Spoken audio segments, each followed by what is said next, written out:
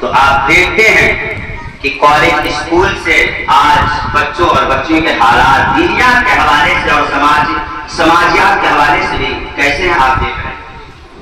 بہرحال آج ضرورت ہے کہ ہمارے مدرسوں میں ہر طرح کی تعلیم دی جائے، ہر طرح کی تعلیم دی جائے۔ کوشش کریں، دھیرے دھیرے جب کوشش کریں گے تو انشاءاللہ تعالی کام بڑھتا ہوا رہے گا۔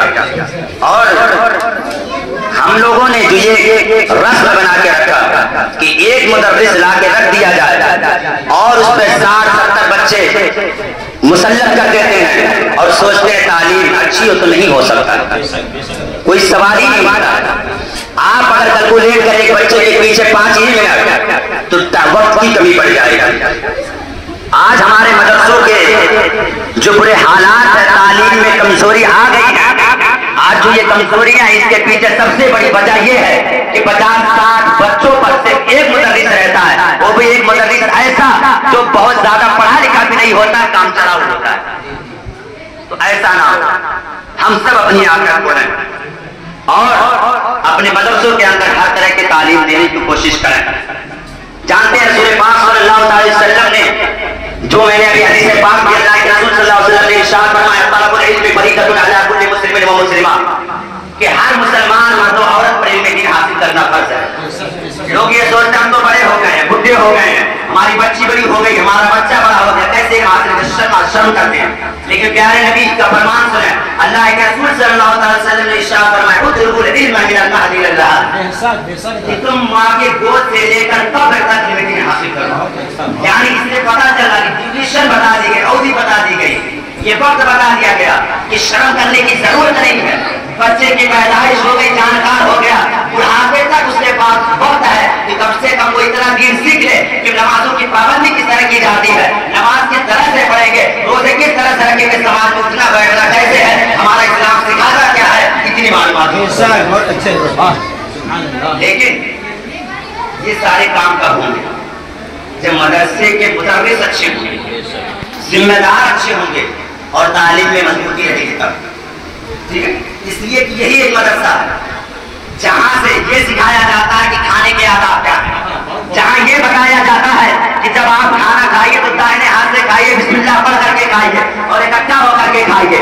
یہی وہ مدرسہ ہے جہاں یہ بتایا جاتا ہے کہ کھڑے ہو کر کے پانی نہیں پینا چاہیے، اگر پانی پینا ہے تو بیٹھ کر کے پیجیے اور 3 سال میں پیجیے۔ یہی وہ مدرسہ ہے جہاں پر بتایا جاتا ہے کہ بڑوں کا ادب کرنا چاہیے، چھوٹوں پر شفقت کرنا چاہیے۔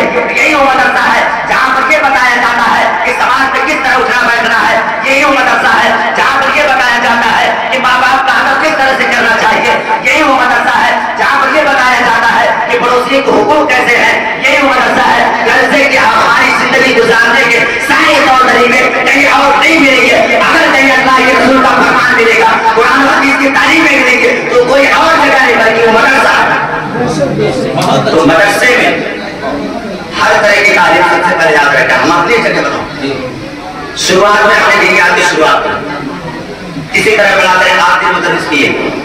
آج نہیں زیادہ پڑھ پائیں، مانتے ہیں نہیں ہماری آمدنی زیادہ ہے، نہیں زیادہ مدرس کر سکتے، لیکن آج جنرل سائنس، ہمارا سماج، میتھ، ہندی، انگلش کے انگلش اسپیکنگ، اردو، عربی اور سائنس سے جی کے، حدیث پاک اور جو دعائیں ہوتی وہ ساری، یہ ساری چیزیں اپنے مدرسے میں ہم نے لاگو کر دی۔ امید کرتا ہوں انشاءاللہ تعالی یہاں بھی بہتر کام ہوگا، امید ہے، اس لیے کتنا بڑا کام آپ کر گئے اور حضرت کے جو جذبات ہیں انشاءاللہ تعالی بہتر سے بہتر کام ہوگا۔ بہرحال بتانے کا مقصد یہ ہے، اب یہ چیز آپ یاد رکھیں، علم ہی کی بنیاد پر آپ ساری چیزیں کر سکتے ہیں۔ ہم نے تو حدیث پاک آپ کے سامنے پیش کی، لیکن ایک قید کا کوٹ میں نے پڑھا تھا، اسٹیٹمنٹ پڑھا تھا، انہوں نے کہا education is the most weapon by which you can one the world, کہ تعلیم ایک ایسا ہتھیار ہے، شکشا ایک ایسا ہتھیار ہے جس کے ذریعے آپ دنیا کو پتہ کر سکتے ہیں۔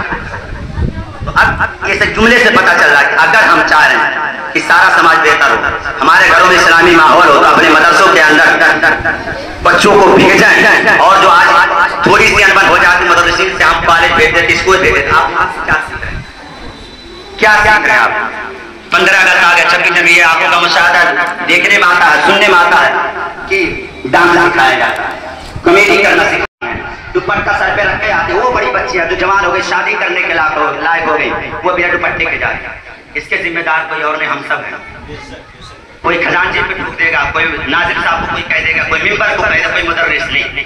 कुछ कमी पेश हो, इकट्ठा बैठ जाएंगे। इधर उधर कहने से बेहतर है कि इकट्ठा बैठ करके राय मशवरा कर लें और सोचें कि ये लड़ाई झगड़ा करना, ये अच्छा जो लड़ाई झगड़ा करती है ये उनकी बातें करते, मैं पूछूं अच्छी चीज है।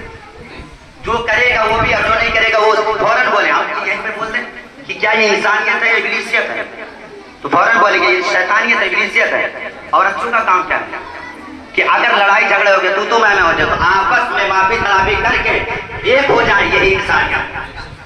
ठीक है, तो इंसान हम बने। ठीक है, बहरहाल मौला की बारगाह में दुआ करता हूँ। मेरा वक्त खत्म और बिला तफसील के साथ कुछ बताएंगे, लेकिन उम्मीद करता हूँ कि आपके मदरसे में आज हिंदी अंग्रेजी से लेकर सारी तालीमात की इंशाअल्लाह इंतजाम किया जा रहा हो गया अल्हम्दुलिल्लाह। और जब भी कोई अनबन हो जाए, मेरी एक बात खाली, आप इकट्ठा बैठ जाइए, कहीं और ना करके होटल वगैरह कहीं भी कुछ ना करें, आप इकट्ठा बैठ जाइए परिवार की तरह। आपस में समझौता कर लेंगे तो घर की बात घर में रह जाएगी, वरना घर का बेटी लंकाने वाला मसला हो जाएगा। ठीक है, अल्लाह ताला हम सबको एक साथ रहने की तौफीक अता फरमाए और हम सबको दीन सिखाने की और दीन पर अमल करने की और शरीयत के मुताबिक जिंदगी गुजर बसर करने की तौफीक अता फरमाए। अस्तगफिरुल्लाह रब्बी मिन कुल्ली ज़ंबि व अतूबु इलैहि व मा अलैना इल्ला अल बलाग।